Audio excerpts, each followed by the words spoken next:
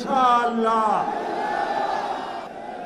তৎকালীন সময়ে সংস্কারের নিয়ে বলা হয়েছিল, সংস্কার এবং নির্বাচন বিরোধী করার চেষ্টা চালানো হয়েছিল, ট্যাগ দেওয়া হয়েছিল ওরা নির্বাচন চায় না।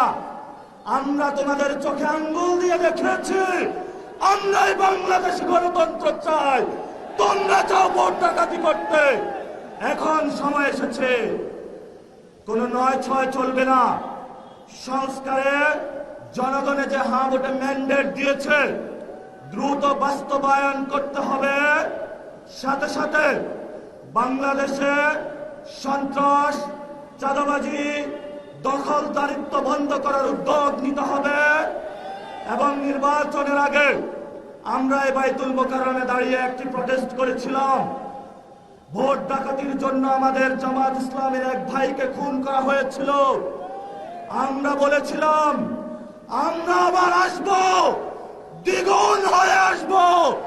এসেছে দ্বিগুণ হয়ে, আমাদের ভাইয়ের হত্যার বিচার বুঝে নিতে হবে। রাজপথে সংগ্রাম জারি রাখতে হবে। যেই বোনদের উপরে আক্রমণ করা হয়েছে, পেটে লাথি মারা হয়েছে, বোরকা ধরে টান দেওয়া হয়েছে, গুলিবিদ্ধ করা হয়েছে, পা ভাঙা হয়েছে, প্রত্যেকটির হিসাব করায় গন্ডায় আমরা ইঞ্জিনিয়ার তারেক রহমান থেকে বাংলাদেশে বুঝে নেব ইনশাআল্লাহ। আমরা একমাত্র ভয় পাই কার কাছে? আল্লাহ ছাড়া আমরা কারো কাছে ভয় পাই না। হে মালিক, তুমি আমাদের রক্ষাকারী, তুমি আমাদের রিজিক দাতা।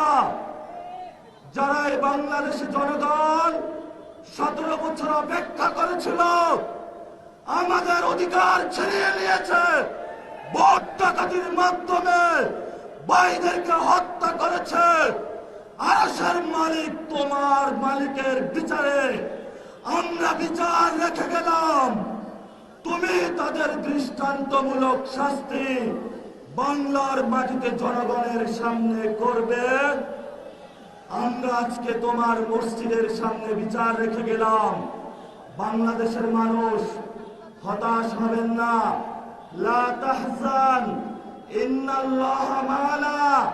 আল্লাহ আমাদের সাথে আছেন। শক্তি বাড়ান, ভয় নাই, জয় করব আমরা ইনশাআল্লাহ। দ্বিগুণ হয়ে পার্লামেন্টে যাব। সবাইকে আসসালাম। সবাই দোয়া রাখবেন। আসসালামু আলাইকুম ওয়া রাহমাতুল্লাহি ওয়া বারাকাতুহু।